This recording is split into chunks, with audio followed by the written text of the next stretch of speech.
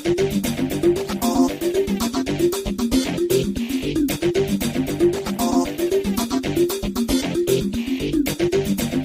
Everyone, আজকের ক্লাসে আমরা দেখব ইংরেজি বাক্যে ক্যান ও কুড কোথায় ব্যবহৃত হয়। ক্যান ও কুড প্রায়ই তার ব্যবহারগুলি একই রকম মনে হয় বা আমাদের মধ্যে কনফিউশন তৈরি করে। আজকের লেসনে আমরা সেই কনফিউশন বা ডিফিকাল্টিসগুলি সলভ করে নেব। যেই ফর্মুলাগুলি তৈরি করা হয়েছে যে ক্যান এবং কুডের ক্ষেত্রে, এগুলি ভালো করে প্র্যাকটিস করার পর ক্যান আর কুড নিয়ে কোনো সমস্যা থাকার কথা না।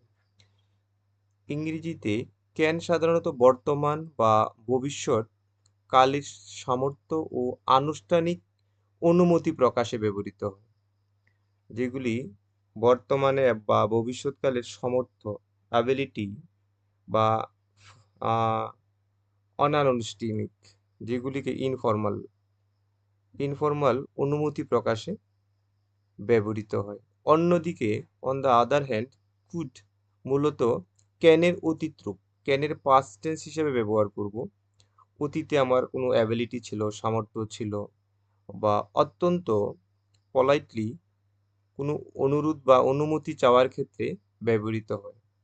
তো ক্যান এবং কুডের যে আলাদাভাবে যে পার্থক্য, তা কিভাবে আমাদের ব্যবহার করতে হবে ইংরেজি বাক্যে, তো কয়েকটি উদাহরণের মাধ্যমে আমরা দেখে নেব কিভাবে যে ক্যান এবং কুড ব্যবহার করতে পারি। সামর্থ্য বা যোগ্যতা,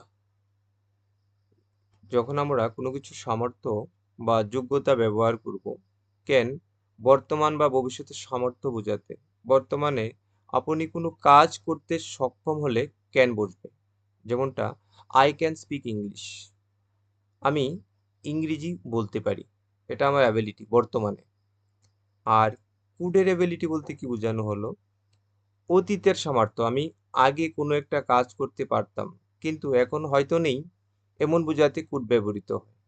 আমি আগে একটা কাজ করতে পারতাম, বর্তমানে এখন হয়তো নেই বা থাকতেও পারে, এরকমটা আগের কোনো কাজ বোঝাতে বর্তমানটা ছিল ক্যান, অতীতটা হলো কুড।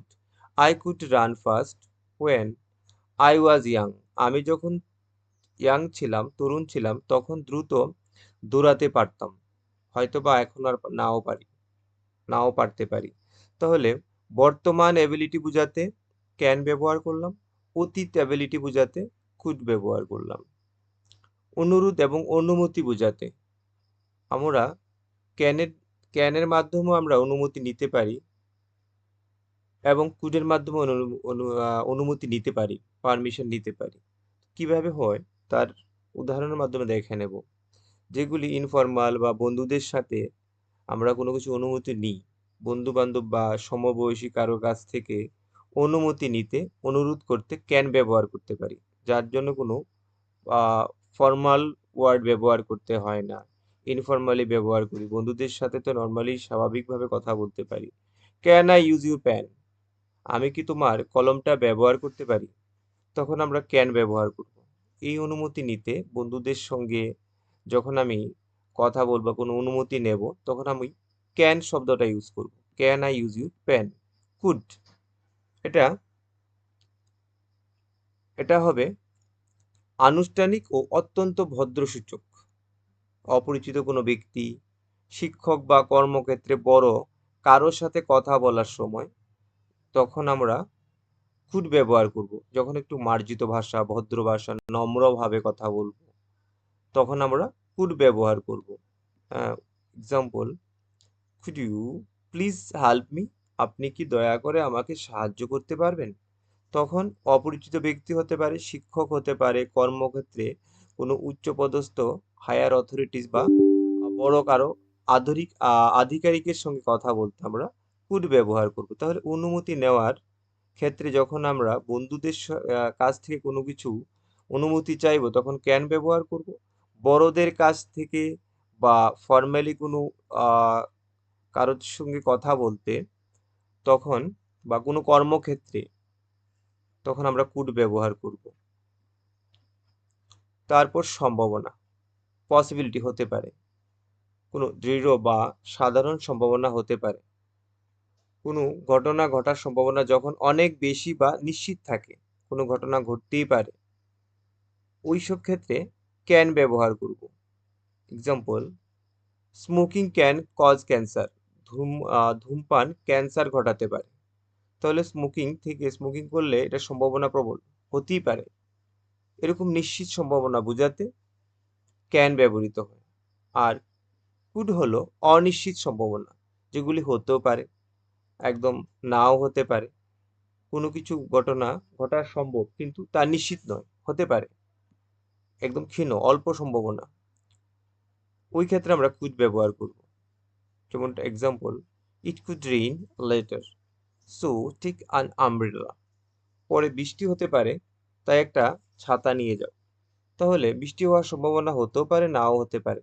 কম সম্ভাবনা বোঝাতে কুড ব্যবহৃত হয়, আর নিশ্চিত সম্ভাবনা বোঝাতে ক্যান ব্যবহৃত হয়।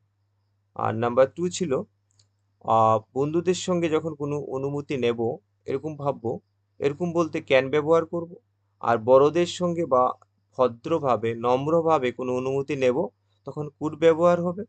আর প্রথমটা ছিল, আহ, বর্তমান কোনো অ্যাবিলিটি, আমি বর্তমানে কোনো কিছু করতে পারি, এরকমটা বোঝাতে ক্যান ব্যবহৃত হয়। অতীতে কোনো কিছু আমি করতে পারতাম, এরকমটা বোঝাতে কুড ব্যবহৃত হয়। তাহলে এই তিনটি ফর্মুলা প্র্যাকটিস করার পর ক্যান আর কুড নিয়ে আমাদের সমস্যা থাকার কথা নয়। কারণ মডাল অক্সিলারিতে ক্যান আর কুডের ব্যবহার দেখার পর আমাদের প্রায় মনে হয় যে দুটি ক্ষেত্রেই ব্যবহারটা সেম, তো কনফিউশন তৈরি করে কখন আমরা ক্যান ব্যবহার করব, কখন আমরা কুড ব্যবহার করব। এই তিনটি ফর্মুলা ভালো করে দেখে প্র্যাকটিস করলে তো ক্যান আর কুডের সম্ভাবনা ব্যবহার ইংরেজি বাক্যে করতে গিয়ে আমাদের ততটা প্রবলেম ফেস করতে হবে না। তো প্র্যাকটিস করতে থাকো, দেখতে থাকো, শিখতে থাকো। দেখা হচ্ছে পরবর্তী কোনো ইম্পর্টেন্ট টপিক নিয়ে নেক্সট বা পরবর্তী ক্লাসে।